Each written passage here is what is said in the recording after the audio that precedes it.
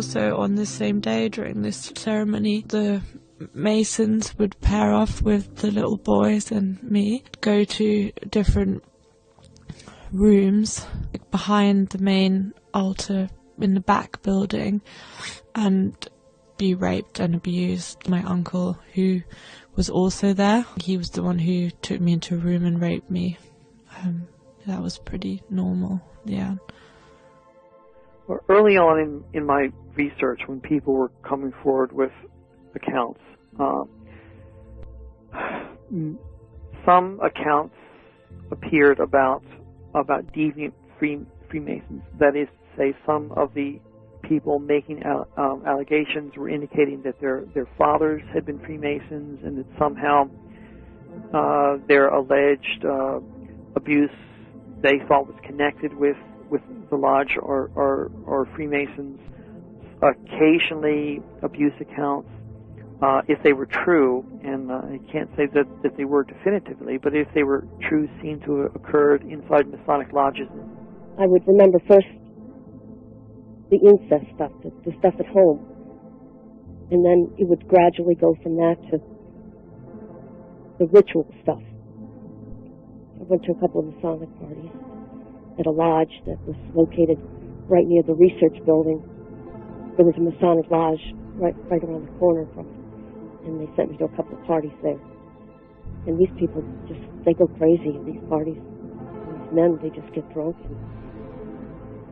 and they just pass you around, and it's horrible what they do.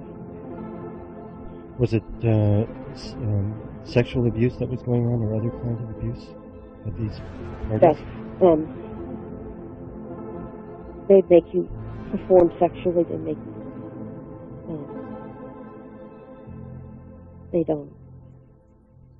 make you watch other people perform. I mean, they would have everything you can imagine, even bringing in the animals. And you had to watch, it's just as bad as having it done to yourself. Sometimes watching is just as worse.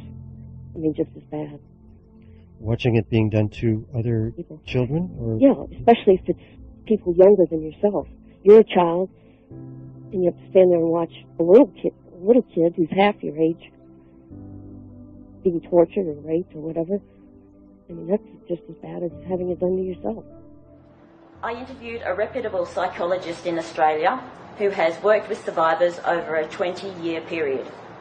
She has seen approximately 20 clients who say they have been ritually abused and mind-controlled. Out of those 20 survivors, 2 of them have allegedly been abused by Freemasons. My grandfather was a 33rd degree Mason who belonged to several Masonic lodges. He and my grandmother founded a chapter of the Order of the Eastern Star in the suburbs of Sydney. I have been in therapy for 20 years now, 16 with my present therapist.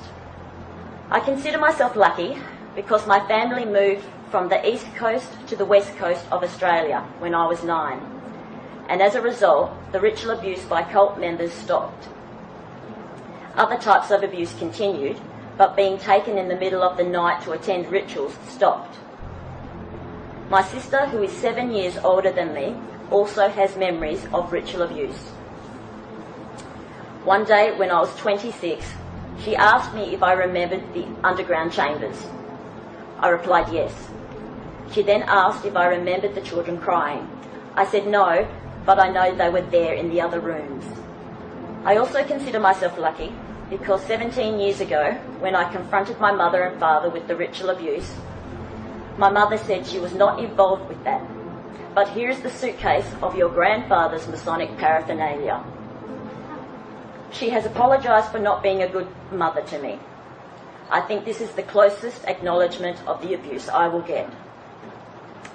This suitcase has confirmed so much for me.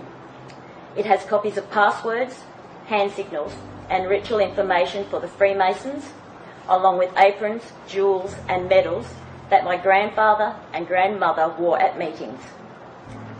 I remember being in cages, electric shocks, being cut, raped, photographed, drugged, hypnotised, starved, light deprived, beaten, oxygen deprived, and sleep deprived. I have been put in coffins with spiders. I have participated in rituals inside halls and in outside bush settings. I have been tied to altars. I have participated in mock births and deaths. I remember trapdoors in halls and have been taken numerous times in the middle of the night to attend rituals. The colour programming I went through took place in underground chambers. Each room had a different colour, and different programming was perpetrated in them. Colours seemed to correspond with the points of the Eastern Star: blue, yellow, white, green, red, and black in the middle. Initially, it was and personal descriptions of having gone through cult ritual abuse. And then we began to realize that a great percentage of the survivors had also been involved in Masonic cult ritual abuse. Their fathers, grandfathers were Masons or Shriners, again, in different parts of the country. And we started looking a lot more closely at that because it seemed to be a common thread. There were private conversations about it that went on at the gathering. I put a few small advertisements in the Globe and Mail, notifications about the upcoming conferences, and just the 3 or 4 words describing the Masonic connection generated phone calls and letters from survivors across Canada who described themselves as being Masonic survivors living in terror. And they were invariably the daughters of Masons or Scottish Rite Shriners, the daughters of Masons. And they began describing, again from all across Canada, memories of what could only be described as mind control experimentation.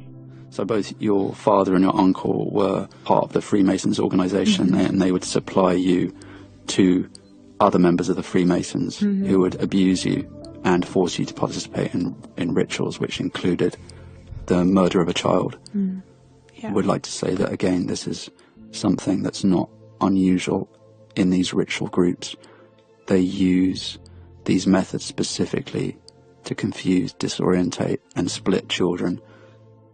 Other types of abuse would be simply just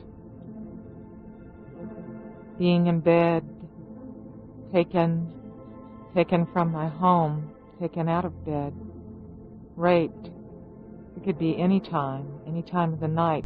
It could be with people I knew or did not know. Did you feel that specifically the Masonic context had anything to do with the ritual itself? Was there Masonic elements to the ritual abuse? I don't necessarily feel that there was. I feel that birds of a feather flock together. I feel that his cohorts in his fraternal organization, as part of their joining in an abuse of me, were because they were all pedophiles, simply pedophiles, regardless if they were practicing Satanists, regardless if they were a member of a fraternal organization, regardless if they were a Boy Scout leader, regardless if they were a community figure, regardless if they worked for state government, regardless if they worked for federal government.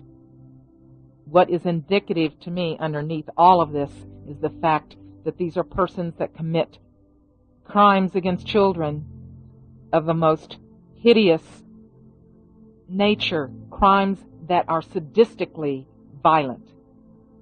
I think that he and others attempted not only to sadistically abuse me, but to split my mind into as many pieces, to split my personality. As a matter of fact, my sister remembered my father calling me by other names. She wondered why was she being called by these other names. He definitely knew of my alter personality.